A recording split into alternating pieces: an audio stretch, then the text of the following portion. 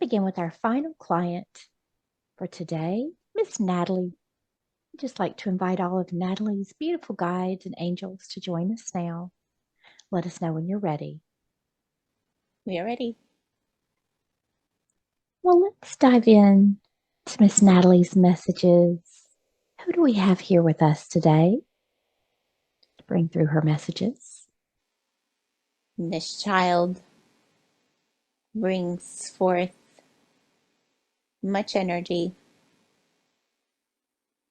Many star groups stand up and come forward now to be present, to bring forward their energy for her. She has many that love her, that shine their light on her on earth in her mission work. She carries a piece of all of them in her heart now, with her on this journey. Let us see who'd like to come forward first. Hello, child. We are from Arcturus, of course. We smile. You are a beautiful soul. You carry much of Arcturus with you now on Earth. It's a beautiful gift. You are much softer than most of us, but that is your gift you carry from the other star systems, yes? But we are needed with you now on Earth to be brave, to speak up. So we come forward to bring our frequency for you today. We will give this frequency to you through the transmissions today, for it is needed to push you along. You have the biggest of heart, you have the kindest of soul, but we will send you in the communication, the bravery, the opening, the push. Do you see? These Syrians stand beside us for you. You have a lot of Syrian energy. The angels are here for you. They assist you. Let us see who else. There are many beings. There is a... Sorry, when we do not have the name through the vessel, the frequency is not there. The only frequency that's a match is a toll something. Toll something. We'll call them that. That's funny. No, they're not very happy about that. Oh, they're very nice, but they say try harder. We don't know who you are. We are sorry. We don't have a name. There are many. You need to even see, child, that even us, we do not know all of the star beings. Isn't that funny? So as they come forward, we are always surprised. Oh, are you our neighbors? It's like all of you. You say, well, you live in the same neighborhood. Don't you know all of your neighbors? No, it's you don't hang out with them, so you don't know them, yes? Same with us. So we have to ask them, and sometimes there's a name. But it's not, they don't speak English or French or Spanish. So it's a frequency. We will just show you, child, you are very loved and very diverse as well. You carry a lot of these energies, remembrances, soul aspects with you now. So if they are needed, they may come forward, or we will just carry their frequency through our transmission. Do you see? Wonderful. Thank you so much. Thank you to all who are here with us to bring through Nathalie's messages. So, starting with her first question, and I love this one. I also want to know the answer to this. She asks, from your perspective, what is the probability in percent that I meet face to face with a physical galactic being during this incarnation? I don't mean a Pleiadian who is undercover that might pass by on a sidewalk. I mean one who I would know is from somewhere else. What can you share about this? Well, that is difficult for us. Let us show you why, because it's not as you typically think about it. on Earth, you think very linearly, right? You think with the way that life is going now, in the expansion of the minds and souls, we should be on target to allow for intergalactic communications on Earth. And that makes sense in your mind. That's true if you are to think about it linearly like that.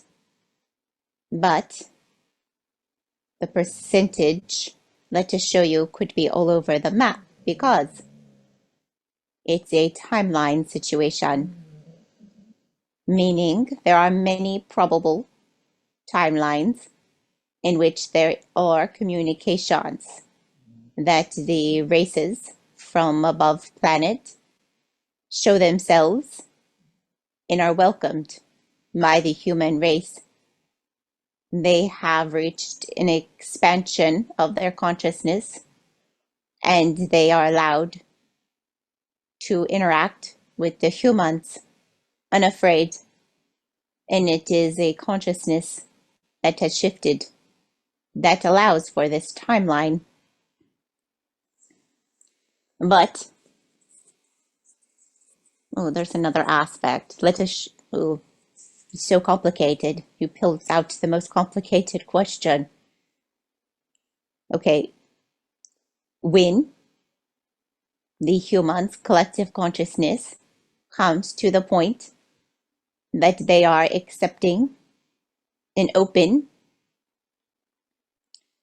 and knowing that the higher dimensional races stand openly amongst you all, you will see that you have achieved a higher dimensional state for Earth at that time. So we will show it to you like this. Yes, the probability of that happening while you are incarnated is 100%. The probability of that happening when you are incarnated in the third density is 0.01%. Do you see the difference? So Earth will be intergalactic. Earth will intermingle with the other races face to face. Your star families from other dimensions even will come and intermingle. You will be able to see and know, nothing will be hidden any longer. But as long as the third dimension is set in place, the consciousness remains low. Do you see? It goes hand in hand. So if you are still incarnated in the third density and you have not ascended the planet to the fifth density, then that means the consciousness of the collection of the humans is not ready to accept, to see, and not be fearful of higher dimensional beings. Do you see? It's the same. And the timelines of how fast or slow this occurs is what's very tricky. But yes, we will show you that it will be. You will be embodied, but you will be fifth dimensional. Your third density will be dissolved, but you will remain in body in this lifetime. Do you see that? Wonderful. Thank you so much for that explanation. Her next question, she says, I read a channeled message from a Pleiadian named Arnold, who is in the special forces on Earth. His prediction is that it would take about 35 to 40 years for the Earth's civilization to live in 5D. He seemed very excited about this time frame. Does this mean that my soul has decided not to go to the new Earth since I'm already 55 years old? And I don't expect to be here in 35 years. What can you share? This is a hard question. Let us show you. We need to give you a little bit of hope. We have shown this before in different ways, but you need to see it with your own eyes. That soul is forecasting from his reality. Do you see? Everything that a soul projects, that they see, is from their point of view, from their vantage point of timelines. Do you see? Okay, let us break this down for you. You get to choose. You get to choose the timeline in which you experience the ascension of the earth. And you say, how is that possible? Isn't it all or nothing? Isn't it all at the same time? There's no time. Everything is now. You may feel as though, let us show you. Perhaps you will perceive it as waves. Perhaps you will perceive that there was these special ones. Yes, they will say that. The chosen ones that will go first, that will ascend off the third dimensional plane and will get to experience the fifth dimension. And you say they're the chosen ones, and then everyone else has to catch up in waves. But, child, it's not that. It is your timeline of reality. We showed most of you before that you have your own Truman Show. And what's happening on your show does not have to happen on their show, do you see? But there does have to be a level of consciousness that you can be free, that you can ascend on the entire planet. That's true. But will everyone ascend at the same time? No, but it's perceived as such. But there's no time to spiral. It is hard for the third dimensional mind.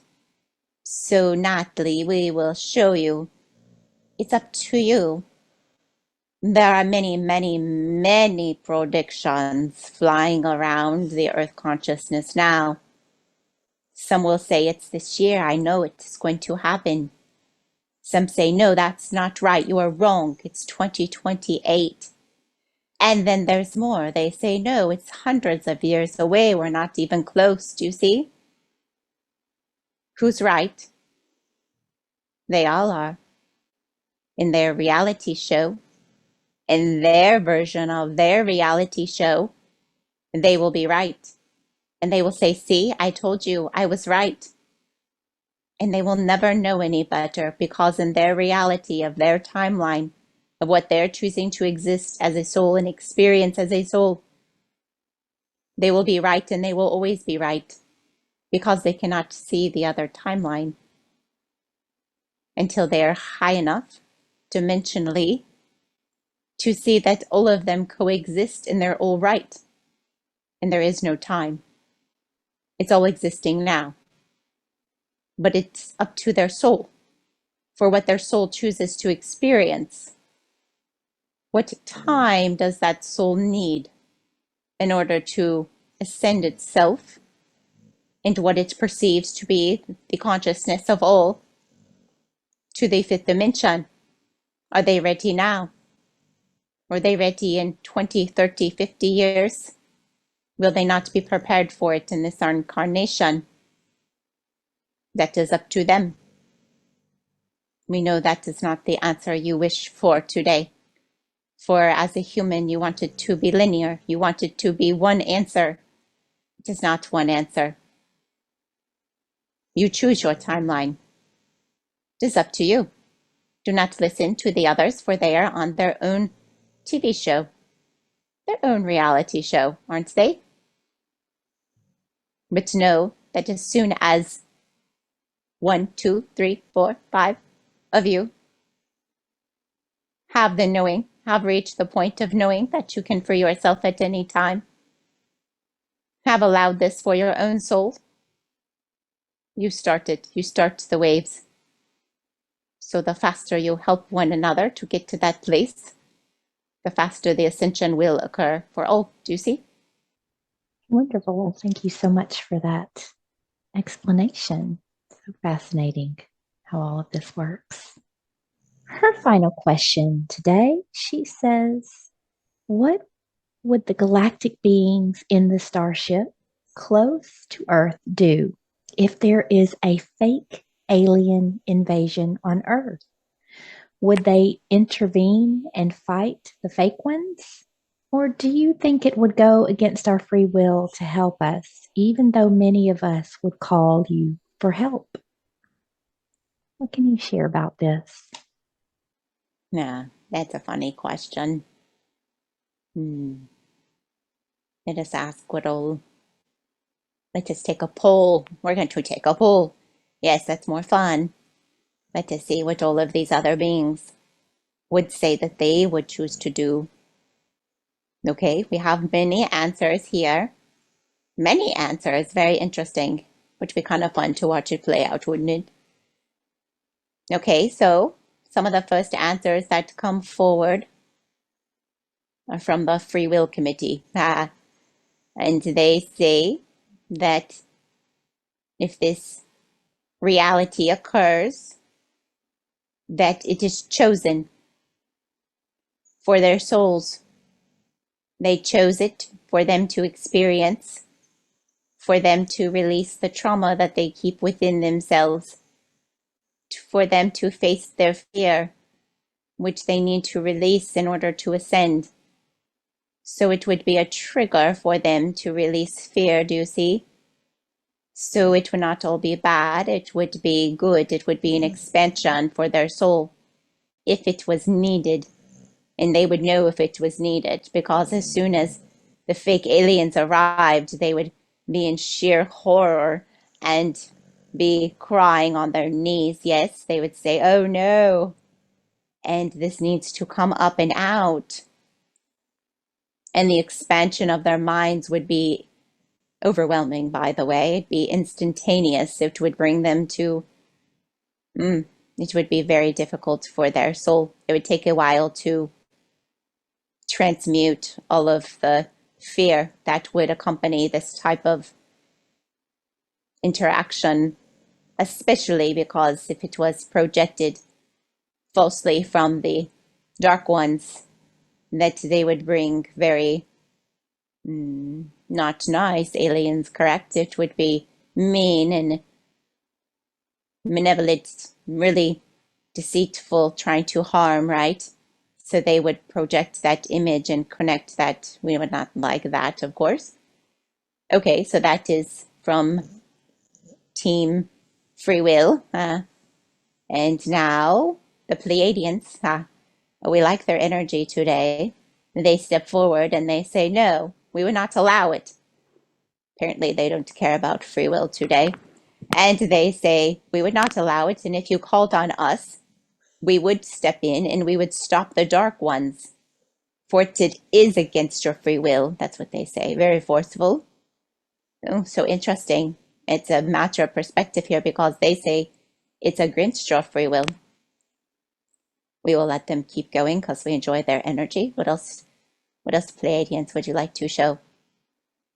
Yes, they show the side we talked about. They say it's not right. It's not fair because the bad ones, the dark ones, would project alien races such as ourselves as the bad guys. And it's not truth. And it's going against your right to know the truth.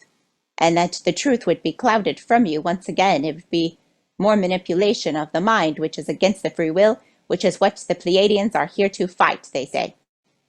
Yes, go Pleiadians. We're very excited about them. High five. We give them a high five. To be earthly. We don't give high fives. Okay. Yes, do you see? So our advice today, Perhaps you call them the Pleiadians. They are the ones who stepped forward against all the other beings. Do you see? All the other beings kind of said, I don't know, we think that it would be okay. So we suggest definitely call the Pleiadians because they seem to be the ones who will take down the Dark Ones, projecting it into your reality. Ha! We didn't see that coming. We like it. Do you like it, Nathalie?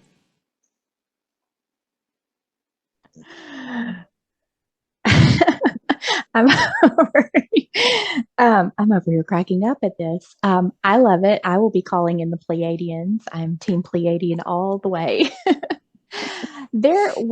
I'm just going to ask, I know Natalie won't mind if I slip this in. There was recently an angel channeling that I saw, and they were predicting an alien invasion happening. And she did say that it was to bring up fear. Do you see a timeline in our future where we might experience that? Is that a possibility? Let us see if that timeline surrounds you now. No, it's interesting because it was close to you. We want to say it was. It feels as though you were on that timeline, yes. But we want to show you the eclipse did change it. It was very, very powerful. It exceeded all of our expectations, you know. And you show us that you erased it. It's like you took an eraser in anything devious, anything that you did not like, that you decided was not helpful for your souls to expand, you erased it. Let us look again. Let us make sure. Okay, let us say it like this. Of course, we're not allowed to spoil it. We'll get in trouble, but feels as though you are all still choosing, not all of you necessarily, the humans that need to awaken, ascend. We feel as though collectively they're still asking for something. Do you see? It's an asking for. Everything is created through energy. So it's not, is this to be, is this not to be? And is it going to look exactly like this or is it not? It's not how the universe works. It changes rapidly. And all of you are changing rapidly, which is also changing the timelines quicker than they've ever been changed before. And so now there's still an asking at the core of all of the energy for a activation of some sort to clear, to overcome, to expand. Do you see that? It's like humanity is so close, and yet they have to get over one more hurdle, one more bump, one more bump in the road. And we ask, okay, what will that look like on Earth? And there's a lot of energy that comes up. And so we cannot show you one circumstance. It's the same. Let us put it that. Let us show you something. Say an alien invasion, a fake one to scare the pants off everybody happens. That is just to bring up this old fear because they've been controlled for so long. They have to overcome it finally. They have to expand. They have to get past themselves. But it can also look different. It can also be something, many of you pull this to your realities. You say, oh, all of your systems are going to crash and your bank accounts will be wiped out and your banks will crash, you say. That is the same energy. Do you see? It is this extreme survival fear. It's in the core. It's at the base of the human souls. It's of stability. It's of safety. Safety. This is what needs to be triggered, is what the souls are saying. They're saying we have this old fear attached to our safety, deep rooted. And so as a civilization, there is an asking energy that keeps coming up. And even though all of the high vibrational souls that feel safe and secure are trying to expand this energy, saying you're safe, you're secure, you're safe, you're secure, and you're trying to show them all is okay, it is an illusion, you are safe and secure, and you're sending this light, it creeps up. And if there's enough of it that comes to the surface, it will create what it's asking for. It's an asking. So it's not what will happen to you. What are you asking for to reveal, to overcome, to expand through? Does that make sense to you? Absolutely. And so, just one final question around that. If something like that were to happen, if it was triggered by the collective consciousness that needs to experience it, are there possibly those of us who hold the higher consciousness and understanding that wouldn't even be affected by it? Would we just perceive it, but maybe not be in it? How does that work? You could be in it, but not be triggered. You will not be triggered by it. It is not your fear. It is not your reality to be unsafe. It is not your reality to be tied down. You understand you are a higher dimensional being. This is a deep rooted understanding. And so, even if today your bank account was wiped out with the rest of humanity, even if today the fake aliens arrived in your skies, you would laugh. You would smile. You would send your love, your peace, your stability to all of them as they overcome this fear, as they lift it up and out. You would breathe. You would meditate. You would send it to the world. It would not affect you as a soul. It would not bring up this panic. It is not yours to overcome. It is theirs, but you are here to hold the light so that when they are ready, they can find shelter. They can be pulled to higher ground. They can be assisted by the light again. For sometimes they might be pulled to their darkest days before they remember to open their eyes and look for the light again. And when they are ready, they will open their eyes and your light will be bright. It will be glowing. And they will say, oh, we thought our lives were over because of that. We thought that everything was finished, that we couldn't survive, could not live with what happened. And you will stand there bravely, strongly, open arms, say it's okay, it's all a game. You are never, ever, ever in any harm. No harm can come to you. No harm will come to your soul. It's a game of fear. It's a game of the mind. It's a game of falsehoods. Security blanket out from underneath you. Shame on them. That's all they wish to do. But it is not a loss. They will expand. They will grow. They will see the light that they forgot to see on their journey. And they remember who they are as higher dimensional beings as well. None of it's lost cause.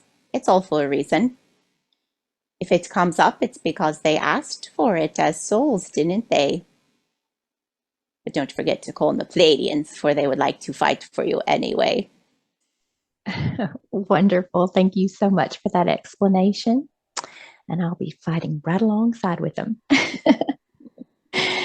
Thank you so much. That was fascinating.